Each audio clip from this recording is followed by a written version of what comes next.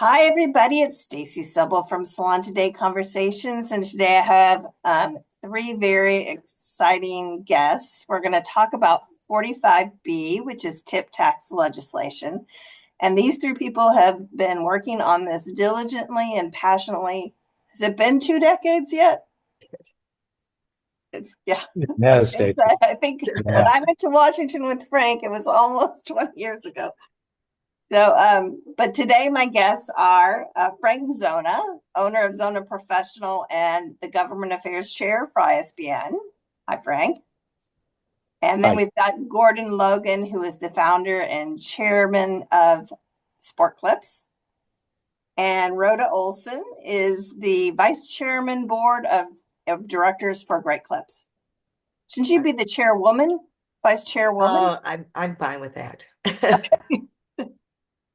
Welcome, you three. And you have been working on this issue diligently and passionately for a very long time. Tell everybody a little bit about what tip tax. I think a lot of our listeners know what it is, but there are probably a good segment that have not been as involved with it. So, what is tip tax legislation, and what are you trying to accomplish? Stacey, just as a kind of quarters of the screen here, we'll go, I guess, in this order. And you always have to kind of talk about the issue as though you're talking to someone who really doesn't have the two Right. decade experience with it. So someone who just entered the industry or just started employing people. But we're talking about tips. We're talking about tip income. And we're talking about something that people frequently think of as a gift, but tips in the United States tax code are taxable income. And in a situation where there is employment, an employer and an employee, that income is considered wages for the purposes of Social Security. So that means that the employer owes matching FICA on all the tips received. The trick of that, from any practical point of view, is that how do you pay taxes on something you don't control?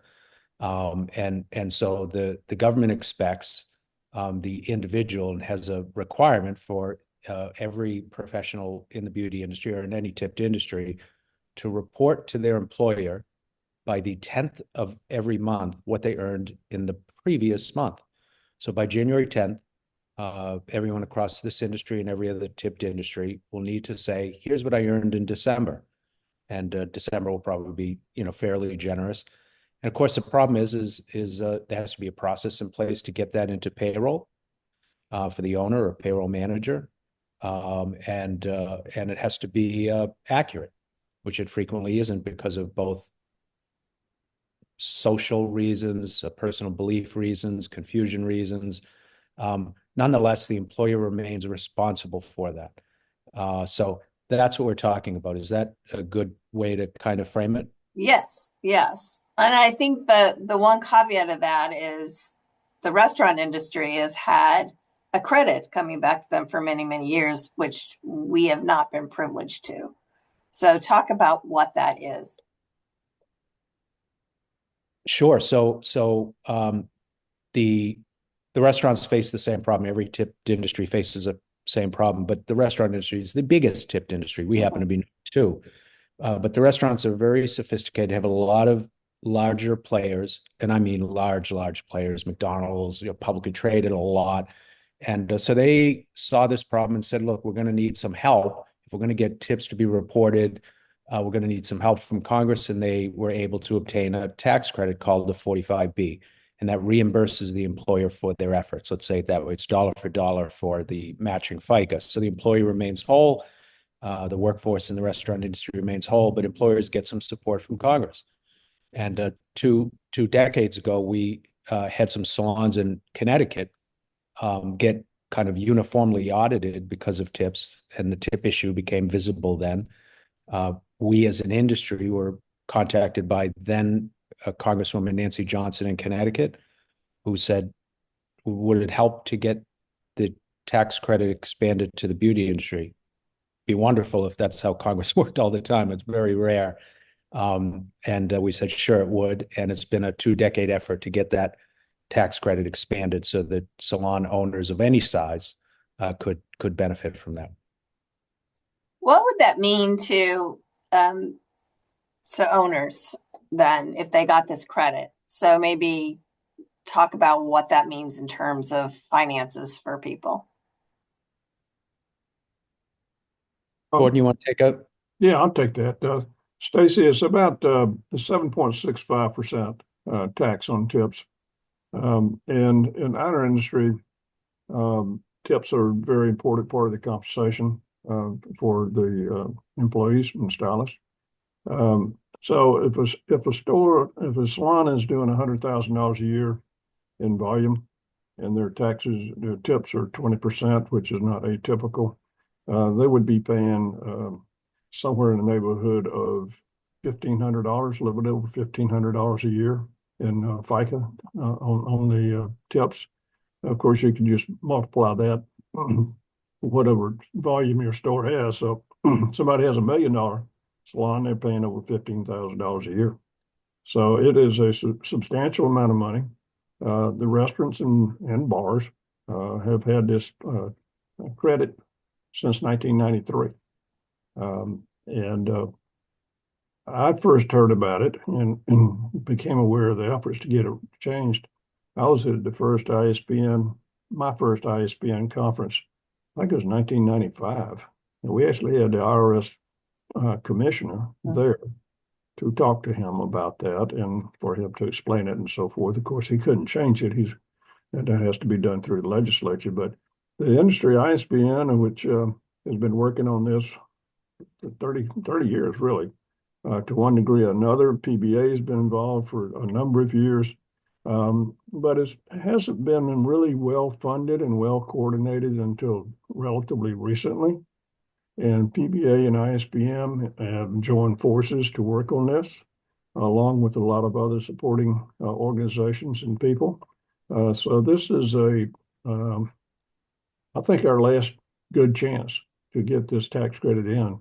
2025, there are going to be a lot of tax legislation because a lot of the 2017 tax provisions are expiring. And it's almost inevitable there's going to be a tax bill probably in the first 100 days of the new administration.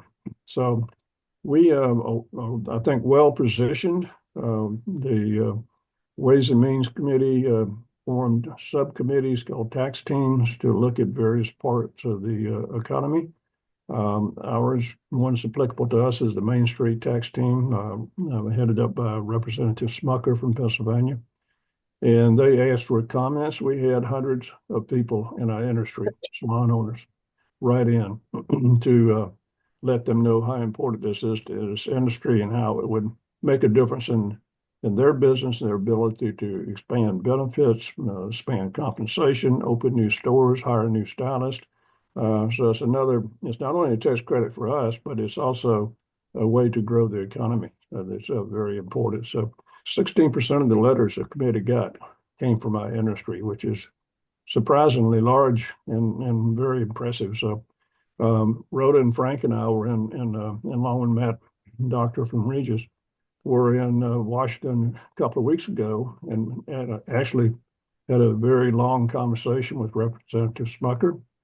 He's very receptive to it. In fact, he told us that his report going to Chairman Smith would include a mention of our tax credit favorably. So we have done everything we possibly can. We've had a real full court press going on the last 2 years and accelerated the last 6 months. So I think we're in better position today than we ever have been to get this done. But in Washington, it's not done until it's done. But it's been a coordinated effort by a lot of people in this industry. And I think we've educated a lot of the legislators and made an impression, and hopefully we can push it across the finish line. Stacey, when I listen to these two gentlemen, I think they're really underrating their effort. And really, I mean, when you look at the time that's been spent on this, some people may say, well, is it ever going to get done? And it's like, I mean, if you understand legislative activity, it takes time. You know, every effort that was done before this added to this. It was education, but it is different representatives, different senators. But I think all the work that's been done before by Myra and Katie and Paula Hinton and a lot of the individual salon owners is really combining to provide a level of momentum that I think is different. As Gordan said, the industry is not very politically savvy. They're doing their job. They're working in their salons. There are 115,000 employment-based salons. 92% of those are less than 10 employees. They can't come to Washington, D.C. and lobby. They aren't politically aware of what it takes to get this done.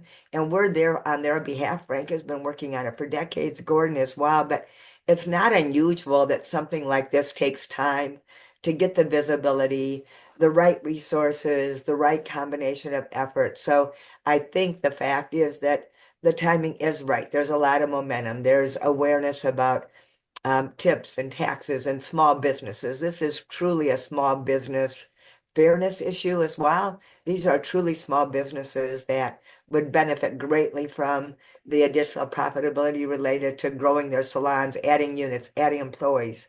That's what the salon business does. So I think the timing is perfect. It seems like it's been a long time, but I think we're at the tipping point, and I really feel like everybody's effort is combined to get us here. We have over 50 co-sponsors. We have a positive JTC scoring, which is incredibly positive. I mean, there are just a lot of things that have moved to a point where I think all of us feel more confident than we have over the last decades on this legislation. And you talk about Washington, and I know a lot of people don't really understand how it works to try to get legislation through.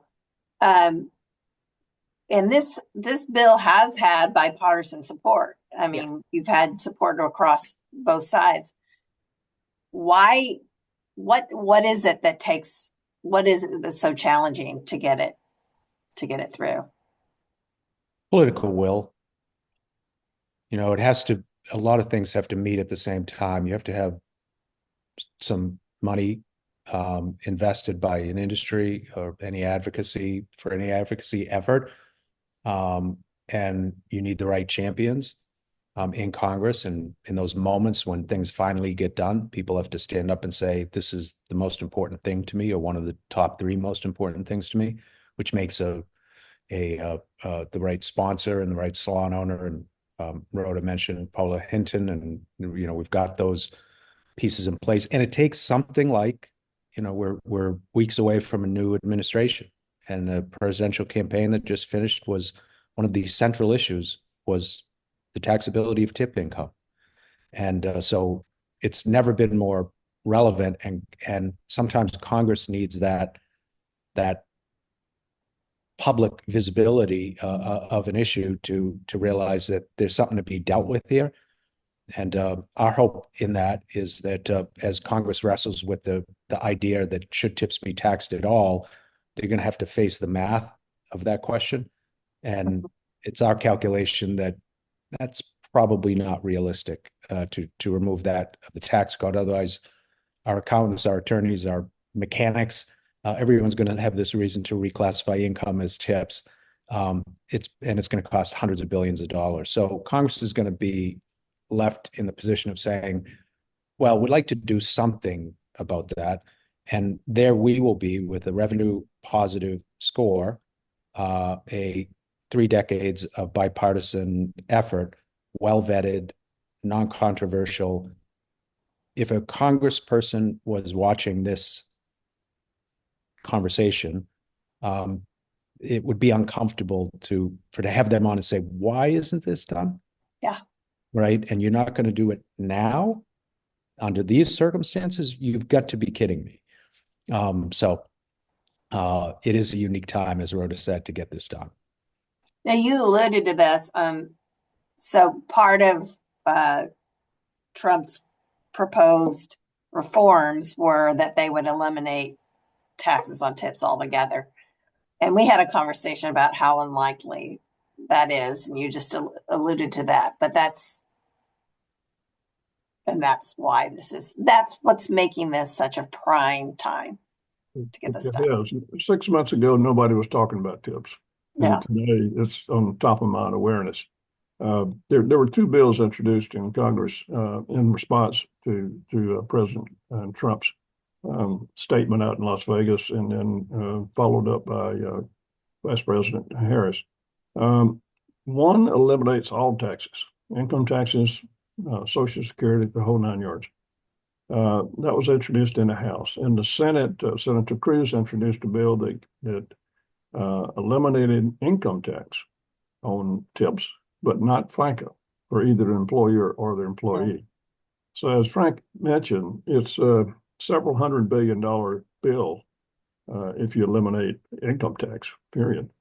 With Social Security fund being in not such good shape, we read frequently about the coming day when all of a sudden the outflows are greater than the inflows. And many people in our industry, Social Security may well be their only retirement plan. So that, I think those two things are going to come into play. So I think we're going to, our bills, which are heavily co-sponsored, we have over 50 sponsors in the House, and that was just about evenly divided between Democrats and Republicans. So this is not a partisan issue at all.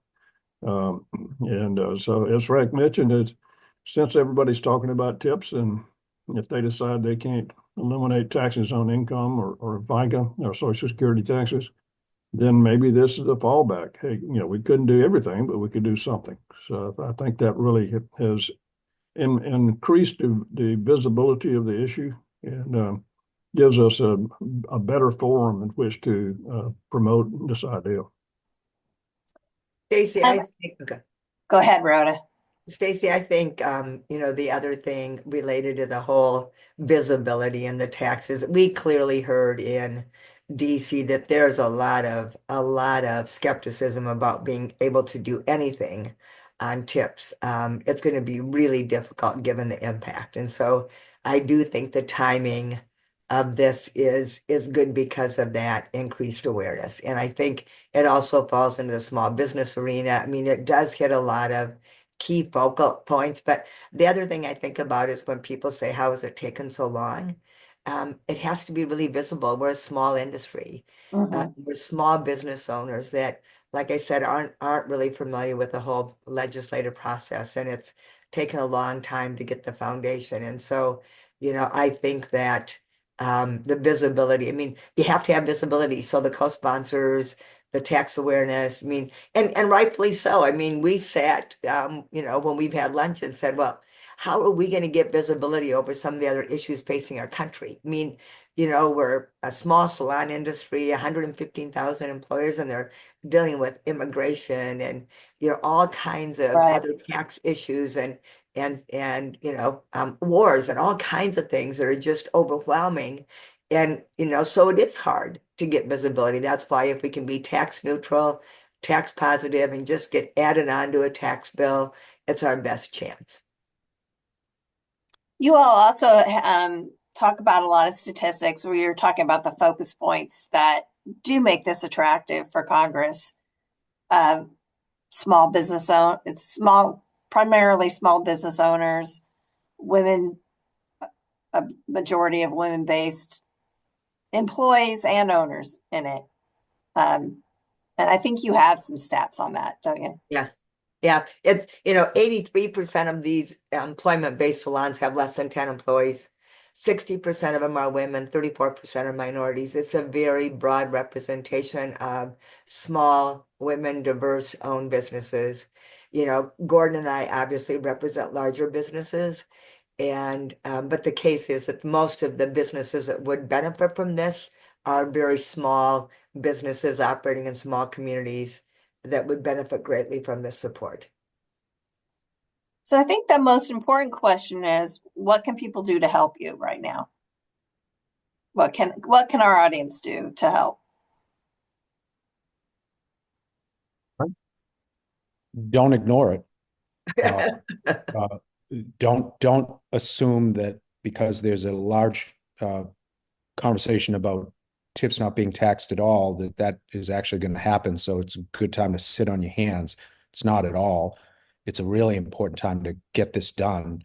And our industry, even though we're not politically savvy as a whole in some ways, we're very politically connected We just don't leverage that very well. In other words, every member of Congress lives in some community somewhere and is sitting in the chair of an independent salon, someone who's directly affected by this, or a franchise. And by the way, when we talk about big and small in this industry, when you get to the unit level, it's all small. It's all small. Mm-hmm. And when Rhoda talked about, 100,000, a little more of employment-based salons, what's at stake here is employment. Because there's a lot of vulnerable folks out there. It's not just that there are the makeup of the ownership and the workforce, but it is where they sit socioeconomically. Also, we have a workforce that lacks some education on financial planning, which to Gordan's point will mean that they'll be relying on Social Security. This is everybody's effort to keep people on payrolls. So salon owners, no matter how small, don't need to understand tax law. They just need to understand how to get in touch with their member of Congress and say, you better get this done. If you don't get this done now, I mean, I'm going to be upset. And by the way, I'm holding the scissors that cut your hair. So they, joking aside, it's like the industry has to say, now or never, and members of Congress need to realize that it would be a big bad mark to not handle something that is so teed up for them to deal with now. So that's a long answer to your question. What could the viewer do? My answer is contact your member of Congress. Are there systems in place to help people do that who have never reached out to a congressperson before? Yeah, Katie and Myra at PBA have been working on this for years, and they have a guideline, outline of how to go about contacting your representative. Representatives are really easy to get in touch with. They represent a relatively small area. They're back in their home districts almost every week. And of course, Congress takes longer vacations than most of us do. So they're back a lot. It's not that hard to get in touch with them, but you can get in touch with their local offices. They all have usually 2 or 3 or 4 offices in their districts. Contact their office managers, get in front of them. Representatives is usually in the paper that they're going to be at a Kiwanis Club or Chamber of Commerce or something like that, and go there and don't be afraid to walk up and say, hi, I'm John Smith and I own a salon down the street and I want to talk to you about something that's very important to me in our industry. Emphasize not only just as a tax credit for me, but what this will mean. It will enable me to provide more and better benefits to our employees, to improve compensation plans, hire more employees, and expand the businesses. So it's really critical because representatives really do pay attention to their constituencies. And every time we go to Washington, we've been going up there a lot the last couple of years. Every time you walk the halls of Congress, it's hordes of people wearing T-shirts and buttons and going around to the offices saying, my issue is the most important issue. And the people who, this old squeaky wheel gets to grease, the people that make the most noise and get their attention are more likely to be the ones that are their issues get pushed forward. And that's been our problem, that nobody's really opposed to what we're proposing. It's just hasn't risen high enough on the priority list. Yeah. Say, this is my top 1 or 2 or 3 issues, and I need to get this done. So that's where grassroots contact and support and communication, in-person's best, phone calls are second, emails better than nothing, but any of them, just keep it going, keep the flow going. Like we got a lot of response when Katie at PBA sent out a questionnaire to everybody we had on our contact list from PBA and ISBN and industry, and said, answer these 6 questions. And then she actually, for everyone, she put it through a chat GPT and generated a customized letter. And that's what the committee wanted, was a customized letter to send in to say, this is important to me. So that is, I think, one of the most impressive outpourings we've had. A couple of 2 or 3 years ago, PPA asked for signatures on a letter. We got 4,000 signatures. So we just need to follow through and keep it up. And the next few months are the critical time, because if we don't get it done in the next 3-4 months, the chances of getting it done decrease substantially.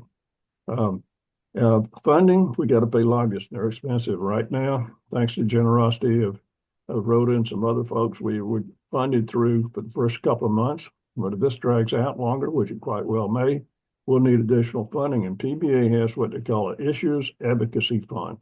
You don't have to be a member of PBA to contribute. There's no limit. Corporations can contribute as well as individuals. And that's what it takes to make things happen in Washington. Is just unfortunate, but it takes money to get things done up there. So that's another thing. That two things people can do is, one, contact a representative. Senators more difficult, but representatives are pretty easy.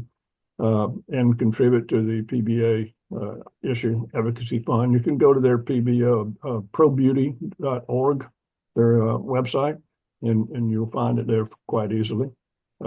We'll make sure we get those links in the article too, so it's easy for people. Thank you.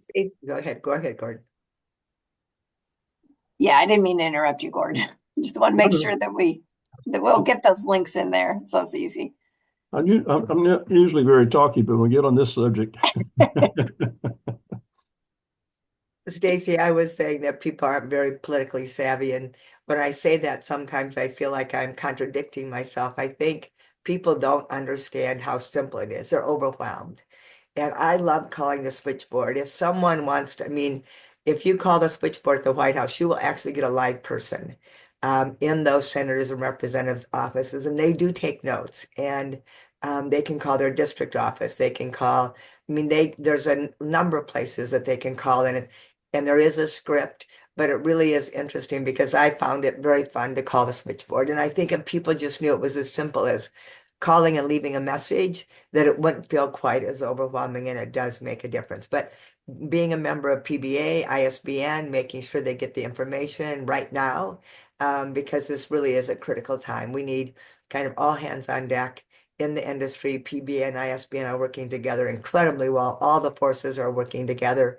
We need everybody to join us in this effort to get this done. We are about out of time, but I just wanted to give you all a final moment if you had anything else to add. Just do something. Yes, I agree with what Rhoda said. Do something, and leaving the message matters too. Like there's not necessarily time to wait for a return call or right. Messages matter, and you don't need to get the language exactly right. The tax credit for tips, restaurants have it. I should have it. I own a salon here. Please call me back. Those things get registered. So on that. Number two, which I think is important, is we're all familiar with Venmo and various forms of payment. A lot of tips happen across those platforms. Those platforms this year begin reporting at a level of $5,000. Industry's not quite ready for that. The across the whole industry, never mind the beauty industry, doesn't necessarily see that coming. That puts a lot of visibility to tip income, and that potentially down the road could cause some problems. It's really important that the 45B credit is in place as a tool in the toolbox to offset some of the problems that might emerge as that reporting unfolds. Thank you all very much. Frank, Gordan, and Rhoda, I really appreciate it and getting this out there and working so hard on it for so many years. You've been so dedicated on it. So I hope this is it. We do too, Stacey. Thank you so much for helping us get the word out on this.